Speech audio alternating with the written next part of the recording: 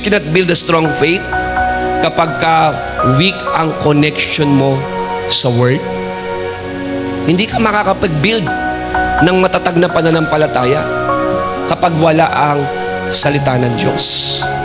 Dahil ang salita ng Diyos, ito yung nagno-nourish sa atin, nagbibigay ng kalidad ng ating buhay.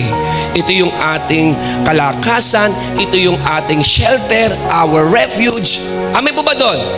No, sa tuwing tayo po may pinagdadaanan, bumabalik po tayo sa kanyang mga sinabi at ipinangako po sa atin. At dito nagiging matatag ang ating buhay. Tama po ba doon? Sino po dito gusto mo maging matatag ang buhay mo? No, kailangan mo ng salita ng Diyos.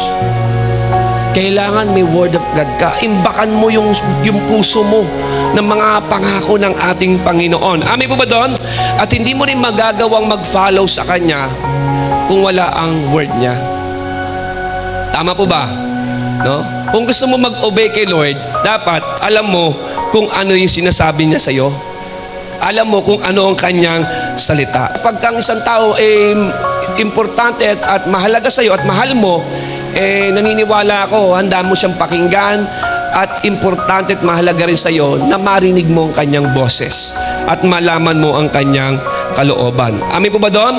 So kung mahal talaga natin ang Diyos, dapat passionate din tayo pagdating sa pakikinig ng kanyang salita.